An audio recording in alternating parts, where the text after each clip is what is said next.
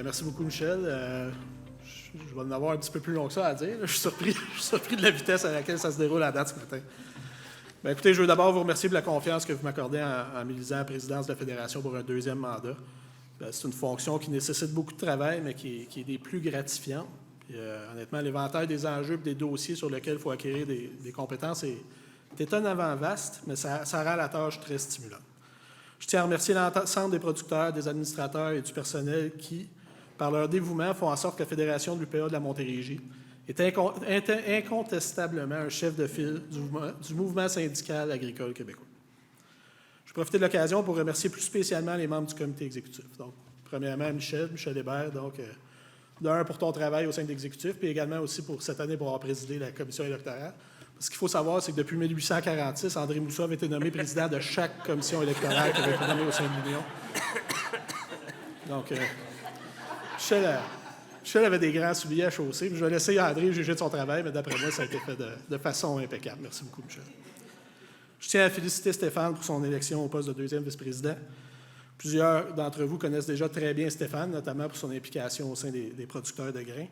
Ceux qui ne le connaissent pas vont apprendre à découvrir un gars entier, un gars intègre, un homme d'expérience qui donne toujours le maximum. Pour Stéphane, il n'y a pas de gros ou de petits dossiers.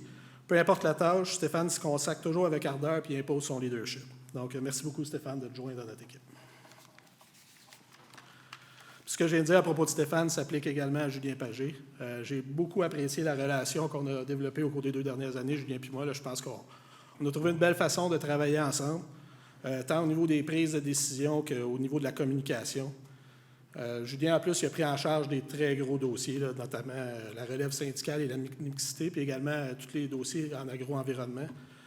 Ça a permis à Julien de développer une certaine expertise, qui fait que maintenant, quand il nous parle d'hydrogéomorphologie, je n'ai pas vraiment idée de quoi il parle, mais je me dis ça va vraiment bien. On a un gars qui a pris le dossier en bonne main, donc ça va bien là-dedans. Il n'y a pas juste des avantages à travailler avec Julien, par exemple. Il y a des fois, les gens viennent me voir et ils me demandent c'est qui notre premier vice-président à la Fédération. Fait que je leur dis c'est Julien Pagé. Puis ils me disent ah oui, Julien Pagé, le gars des lapins. Hey,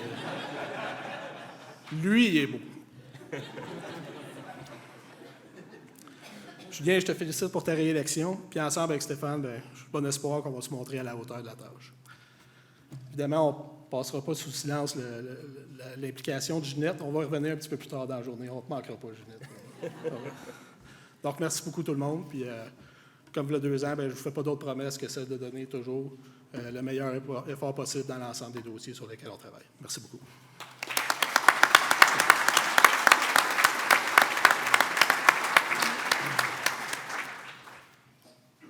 J'enchaîne donc avec le mot du président. Donc, à mon sens, les 2 dernières années ont passé extrêmement vite. Mais en même temps, beaucoup de choses ont changé durant cette période. En octobre 2020, on était encore en confinement, mais d'une certaine façon, on était également sous l'impression que la situation était temporaire et qu'un retour à la normale se profilait à l'horizon. Aujourd'hui, on peut dire que la parenthèse COVID est en bonne partie derrière nous. Mais ses conséquences, ainsi que les nombreux bouleversements économiques et géopolitiques qui ont cours présentement, laissent percevoir que le monde qu'on habitait en 2019 n'existe tout simplement plus. On connaît tous ces enjeux qui bouleversent notre monde agricole actuel. Une pénurie de main-d'œuvre qui, vu le vieillissement de notre population et le départ à la retraite des baby boomers, n'est pas sur le point de s'estomper. Une inflation galopante, exacerbée par l'invasion russe de l'Ukraine. Une augmentation fulgurante des taux d'intérêt. Et en toile de fond, des changements climatiques qui s'accélèrent et qui changent rapidement la donne quant à la production agricole mondiale. Face à cette période de haute turbulence qui secoue l'ensemble des marchés mondiaux, il pourrait être facile de sombrer dans un certain pessimisme et de penser qu'en tant que producteur agricole, ici en Montérégie, en 2022, on ne peut pas faire autrement que de subir ces tendances de fond et d'assumer les conséquences. Pourtant, je demeure persuadé que nos perspectives d'avenir sont florissantes. De plus, je suis d'avis que notre regroupement joue un rôle important dans le maintien de la prospérité de nos entreprises. Participer à la vie active de notre Union peut contribuer de façon tangible au succès de nos fermes, malgré les obstacles particuliers auxquels notre monde agricole fait face actuellement. L'Union, avec l'ensemble de ses affiliés, intervient dans une panoplie d'enjeux qui influent directement sur l'environnement d'affaires des productrices et des producteurs agricoles. Plan conjoint, mise en marché collective, sécurité du revenu, remboursement de taxes, enjeux en agroenvironnement, protection du territoire agricole, services offerts en recrutement de personnel ou en comptabilité et fiscalité. Je pourrais continuer comme ça encore longtemps. Depuis bientôt 100 ans, l'Union contribue à améliorer les conditions de travail de l'ensemble des producteurs agricoles. Nous avons la chance de compter sur un personnel qualifié et dédié à notre cause.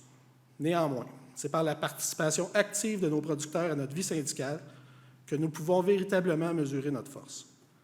Au cours des derniers mois, l'Union s'est lancée dans un grand chantier de renforcement de notre vie syndicale. Dans notre fédération, on a mis sur pied un comité de la relève syndicale et de la mixité dans le but d'assurer une meilleure représentativité dans nos instances. Et à l'initiative de notre premier vice-président, Julien, on a entamé une tournée des dirigeants de chaque conseil d'administration des syndicats locaux. Je suis heureux de constater la participation et l'engouement qui prévaut généralement chez nos affiliés pour les actions proposées, que ce soit en améliorant la mixité des conseils d'administration, en participant à l'initiative d'accueil des nouveaux producteurs, ou encore en mettant sur pied des rassemblements syndicaux. J'ai senti au cours des derniers mois un effort concerté de nos producteurs à redynamiser nos instances. Des discussions ont toujours cours quant aux changements que nous souhaitons apporter à nos instances, notamment quant à l'appellation des fermes de petite taille ou de proximité, ou encore quant à la représentation des secteurs spécialisés sur les conseils d'administration des syndicats locaux. C'est normal et c'est très sain d'avoir ces discussions. Mais je vous invite à ne pas perdre de vue notre objectif initial. Assurer la meilleure représentation possible de nos productrices et de nos producteurs agricoles dans ce nouveau contexte d'affaires qui nous entoure.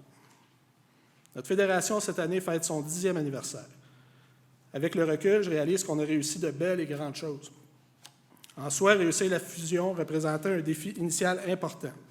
Et je tiens d'ailleurs à saluer notre premier président de la fédération, Christian Saint-Jacques, que j'ai vu qui s'est joint à nous tantôt. Donc, merci beaucoup, Christian, de continuer à suivre nos activités. Le dossier du pôle logistique de Vaudreuil-Soulanges, les mobilisations mises en place pour défendre la mise en marché collective du sirop d'érable et la gestion de l'offre, la contestation de la réforme paradis du programme de crédit de taxe, la mobilisation qui a suivi la crise du propane causée par la grève du CN en 2019, tout ça ne représente que quelques dossiers dans lesquels notre Union a obtenu des gains spectaculaires et dans lesquels la participation de notre fédération fut des plus importantes. Ces mobilisations n'auraient pu avoir lieu sans la présence d'une vie syndicale forte et dynamique et d'une solidarité à toute épreuve.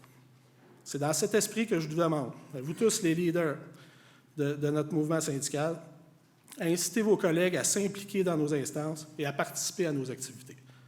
Ainsi, lorsque le besoin se fera sentir, nous serons prêts à monter au front de nouveau. Je l'ai dit plus tôt, un avenir des plus intéressants s'offre à nous et à notre relève. Nos possibilités de développement sont énormes. Il y aura toujours beaucoup de défis en agriculture, mais c'est justement en travaillant ensemble, sous l'égide de notre Union, que nous parviendrons à surmonter ces défis comme nous l'avons toujours fait et que nous réaliserons notre plein potentiel. Merci beaucoup et bonne fin d'assemblée.